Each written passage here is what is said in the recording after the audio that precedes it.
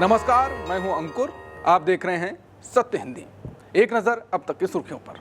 केंद्र सरकार ने जीएसटी टैक्स सिस्टम में बड़ा बदलाव करने का प्रस्ताव रखा है। अभी तक अलग अलग चीजों पर 5%, 12%, 18% और 28% तक का टैक्स लगता है, लेकिन अब सरकार चाहती है कि सिर्फ 2 ही टैक्स स्लैब रहें।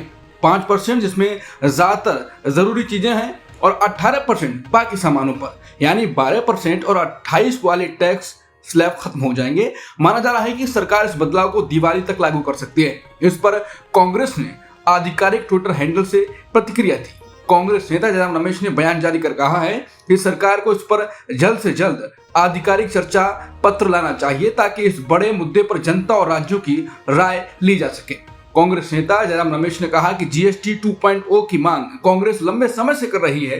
2024 के चुनावी घोषणा पत्र में भी कांग्रेस ने वादा किया था कि टैक्स सिस्टम आसान बनाया जाएगा। अभी का जीएसटी ढांचा बहुत उलझा हुआ है। इसमें कई छूट और ज्यादा दरें होने से कर चोरी भी बढ़ी है। एमएसएमई यानी छोटे उद्योग धंधे, कपड़ा, पर्यटन, निर्यात, हस्तशिल्प और खेती से जुड़े लोगों की समस्याओं का हल निकालना जरूरी है।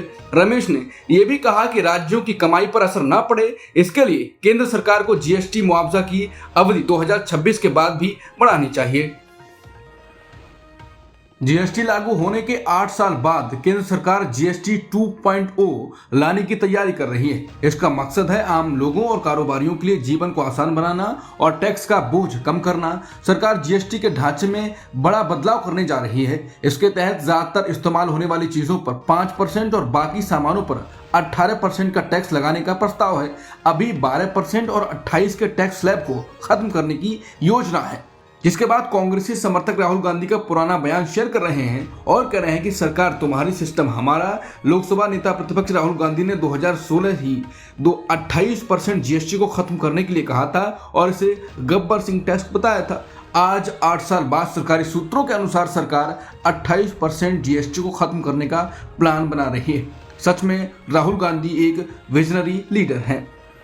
लोकसभा में नेता प्रतिपक्ष और कांग्रेस नेता राहुल गांधी 17 अगस्त से बिहार में वोटर अधिकार यात्रा शुरू करने जा रहे हैं। इस यात्रा का मकसद कथित वोट चोरी के खिलाफ आवाज बुलंद करना और साफ वोटर लिस्ट सुनिश्चित करना है। राहुल गांधी ने इसे न सिर्फ एक चुनावी मुद्दा बल्कि लोकतंत्र, संविधान और वन मैन वन वोट के सिद्धांत की हिफाजत की जंग बताया है। कांग्रेस नेता पवन खेड़ा ने कहा है कि जब भी राहुल गांधी जी यात्रा के लिए निकले हैं, इस देश के लोकतंत्र ने करवट ली है। वोटर अधिकार यात्रा एक ऐतिहासिक यात्रा होगी। हम सबके अस्तित्व की लड़ाई के लिए ये यात्रा एक मील का पत्थर साबित होगी। बता दें, 16 दिन तक चलने वाली 1300 किलोमीटर की ये यात्रा बिहार प्रदेश के करीब 25 जिलों से गुजरेगी। इस यात्रा में बिहार तेजस्वी यादव समेत इंडिया गठबंधन के नेता शामिल होंगे।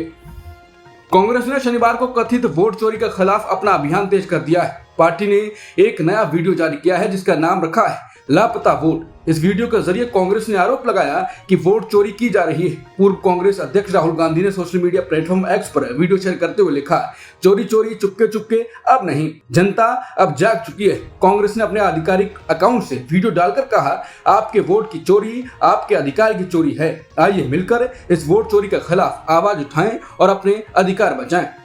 देश ने बीते दिन 15 अगस्त को स्वतंत्रता दिवस मनाया। इस दौरान मंत्री कैलाश विजयवर्गीय ने झंडा फहराया। इसी दौरान उनका एक बड़ा बयान सामने आया। इसमें उन्होंने कहा कि 15 अगस्त 1947 को हमें कटी फटी आजादी मिली थी। कैलाश विजयवर्गीय ने कहा कि गलत नीति के कारण भारत माता के 2 टुकड़े हुए। जिस आजादी के लिए भगत सिंह फंदे पर झूले वो हमें 15 अगस्त को नहीं मिली, हमें अधूरी आजादी मिली। हम अखंड भारत की कल्पना करते हैं और वो दिन आएगा जब इस्लामाबाद पर तिरंगा झंडा फहराएंगे। सरकार ने राष्ट्रपति और राज्यपालों पर बिलों को मंजूरी देने के लिए किसी समय सीमा यानी टाइमलाइन लगाने के खिलाफ चेतावनी दी। सरकार का मानना है कि इससे सुप्रीम कोर्ट के पहले के एक आदेश से अलग राय सामने आती है। अप्रैल में जस्टिस जेबी पारदीवाला और आर महादेवन की बेंच ने तय किया था कि राष्ट्रपति को बिलों पर निर्णय लेने के लिए 3 महीने की समय सीमा और राज्यपालों के लिए 1 महीने की समय सीमा दी जाए। सरकार ने सुप्रीम कोर्ट में अपने लिखित बयान में कहा कि ऐसी समय सीमाएं इस बात के बराबर होंगी कि सरकार का कोई अंग उन शक्तियों को अपने पास ले ले जो संविधान ने उसे नहीं दी है। इससे शक्तियों के विभाजन का संतुलन बिगड़ जाएगा और ये संवैधानिक अराजकता पैदा कर सकता है। सरकार के वकील सॉलिसिटर जनरल तुषार मेहता ने कहा कि भले ही बिलों को मंजूरी की प्रक्रिया को लागू करने में कुछ सीमित समस्याएं हो सकती हैं, लेकिन इसका ये मतलब नहीं है कि राज्यपाल के उच्च पद को एक अधीनस्थ पद में बदल दिया जाए। उन्होंने आगे कहा कि राष्ट्रपति और राज्यपाल के पद राजनीतिक रूप से पूर्ण हैं और लोकतांत्रिक शासन के उच्च आदर्शों का प्रतिनिधित्व करते हैं। अगर कोई कथित कमी या गलती होती है तो इसे राजनीतिक और संवैधानिक उपायों के माध्यम से सुधारना चाहिए, न कि अनावश्यक न्यायिक हस्तक्षेप करके।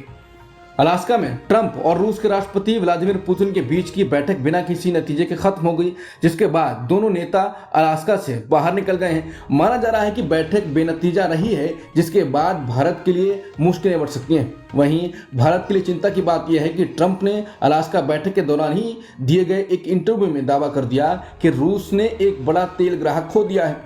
ट्रंप ने फॉक्स न्यूज से बात करते हुए कहा कि रूस ने अपने तेल के एक बड़े ग्राहक को खो दिया है, जो भारत है। भारत रूसी तेल व्यापार का 40% हिस्सा संभाल रहा था। अगर मैं अब सेकेंडरी प्रतिबंध लगाता हूं तो ये उनके लिए विनाशकारी होगा। हालांकि भारत ने रूसी तेल का आयात बंद नहीं किया है। भारत अभी भी रूसी तेल खरीद रहा है और पुतिन के साथ बैठक से पहले ट्रंप ने कहा था कि अगर बैठक बेनतीजा रही तो भारत पर टैरिफ और बढ़ाया जाएगा। ऐसे में सवाल यह है कि क्या अब जबकि बैठक बेनतीजा रही है तो क्या टैरिफ को और बढ़ाया जाएगा? अमेरिका के राष्ट्रपति ट्रंप ने शुक्रवार को कहा कि उन्हें तुरंत चीन जैसे देशों पर रूस से तेल खरीदने के लिए कोई प्रतिशोधात्मक यानी रिटेलिएटरी टैरिफ नहीं लगाना है। हालांकि वो इस मुद्दे पर 2-3 हफ्तों में फिर विचार कर सकते हैं। ट्रंप ने कहा कि आज जो हुआ उसके कारण मुझे अभी इसके बारे में सोचने की जरूरत नहीं है। अब शायद मुझे 2-3 हफ्तों में इसके बारे में सोचना पड़े, लेकिन अभी हमें इसके बारे में नहीं सोचना चाहिए। मेरी राय में बैठक बहुत अच्छी रही। रूस के राष्ट्रपति व्लादिमीर पुतिन और अमेरिका के राष्ट्रपति ट्रंप की शुक्रवार को अमेरिका के अलास्का में मीटिंग हुई।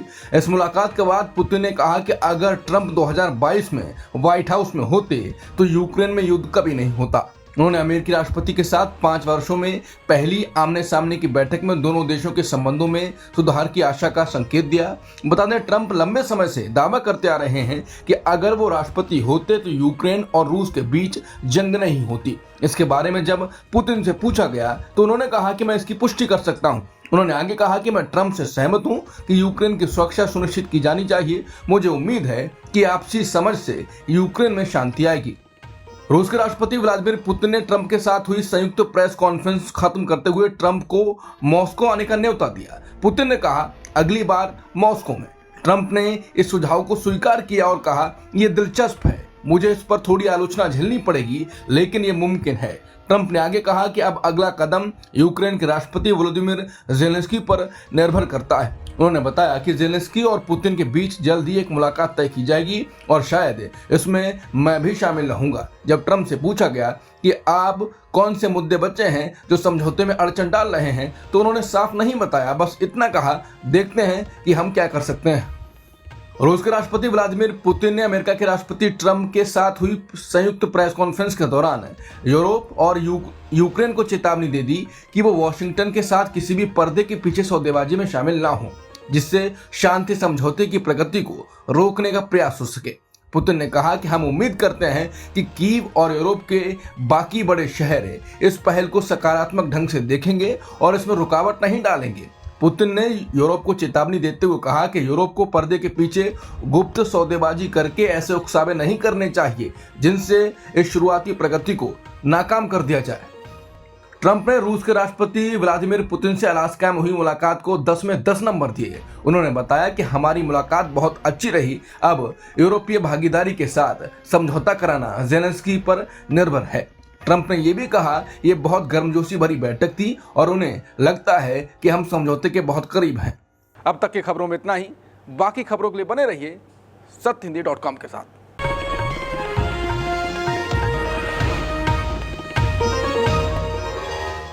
Copyright disclaimer under Section 107 of the Copyright Act 1976. Allowance is made for fair use for purposes such as criticism, comment, news reporting, scholarship, and research. Fair use is a use permitted by copyright statute that might otherwise be infringing.